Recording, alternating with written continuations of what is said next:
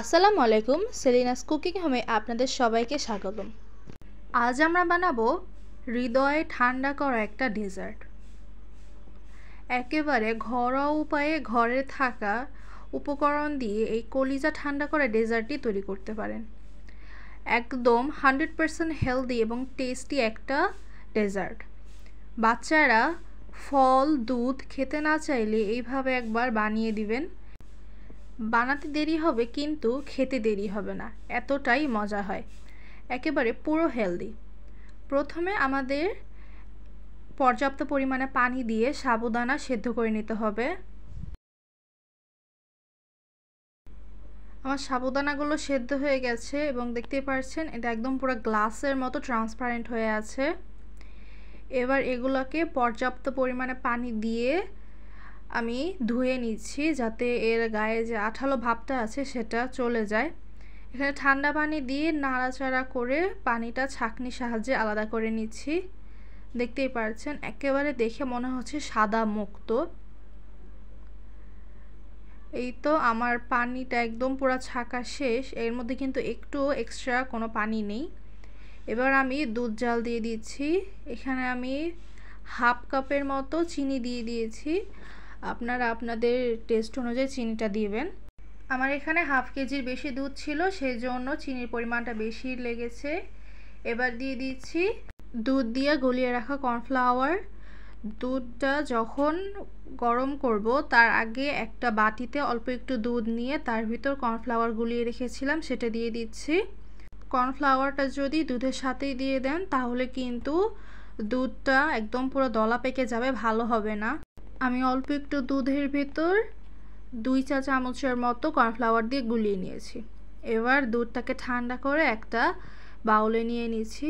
দিয়ে দিচ্ছি টক দই। টক দইটাকে হালকা একটু ফেটিয়ে নিচ্ছি। টক দইটাকে না ফেটালেও চলবে, আমি এখানে ফেটিয়ে নিচ্ছি যাতে দানাদার না হয়ে থাকে, একদম ইজিলি মিশে যায়। আমি এখানে 1 বাটির মতো টক দই এখন সেই জাল করে রাখা দুধের ভিতর দিয়ে দিচ্ছি। দিয়ে এটাকে ভালোভাবে নেড়ে নিচ্ছি। কনসিস্টেন্সিটা দেখেই বুঝতে পারছেন এটা ঘনত্বটা কেমন হয়েছে। আপনারা চাইলে আরও একটু ঘন করে নিতে পারেন কিংবা পাতলাও রাখতে পারেন। এবার সেই সাবুদানাগুলো দিয়ে দিচ্ছি এর ভেতর। এইরকম দলা পেকে গেলে ভয়ের কিছু নেই, এটা দুধে দেওয়ার কিছুক্ষণ পরেই একদম পুরো ছেড়ে দিবে। কিছুক্ষণ নাড়াচাড়া করলে এটা অটোমেটিক ছেড়ে দিবে, দেখতেই পাচ্ছেন।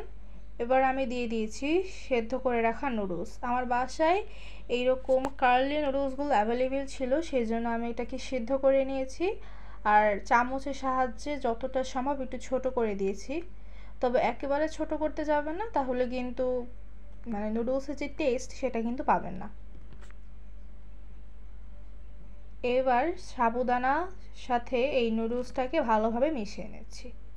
দিয়ে দিচ্ছি গ্রেপস। আমি এখানে 4-5টা গ্রেপস ভালোভাবে কেটে নিয়েছি। এবার এগুলোকে আবার একসাথে মিশিয়ে নিচ্ছি। দিয়ে দিচ্ছি কলা। আমি এখানে একটা কলা ইউজ করেছি। কলা দিয়ে আবার হালকা একটু নেড়ে নিচ্ছি। এবার দিয়ে দিচ্ছি আপেল। আমি এখানে একটা আপেল ইউজ করেছি, আমি একটুখানি আপেল রেখে দিচ্ছি গার্নিশের জন্য। এবার সবগুলোকে একসাথে খুব ভালোভাবে মিশিয়ে নিতে হবে। আপনারা চাইলে এখন চিনিটা টেস্ট করতে পারেন।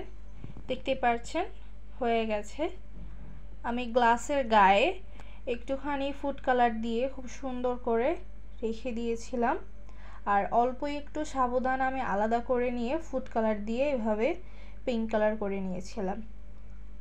দেখতেই পাচ্ছেন কতটা লোভনীয় আর সুন্দর লাগছে দেখতে। ফ্রিজে রেখে খেলে এর স্বাদ আরও বৃদ্ধি পাবে। গরমে কলিজা ঠান্ডা করা এই ডেজার্ট যদি আপনি কাউকে দেন সে এর ফ্যান হয়ে যাবে। সামনে রোজা আসছে, আপনারা চাইলে ইফতারে এই সুন্দর ডেজার্টটি পরিবেশন করতে পারেন। পরিবারের সবাই এটা খেয়ে তো একেবারে আপনাকে বাহবা দিতে থাকবে, এতটা সুন্দর হয়। খাবই বা আর কি, দেখেই তো মন ভরে যাচ্ছে। যখন খাচ্ছিলাম ইচ্ছে করছিল না যে এই ডেজার্টটাকে আমি নষ্ট করি, ইচ্ছে করছিল সারা দিন বসে বসে দেখি। যদি ভিডিওটি ভালো লেগে থাকে তাহলে অবশ্যই চ্যানেলটিকে সাবস্ক্রাইব করে দিবেন এবং আমাদের পাশে থাকবেন।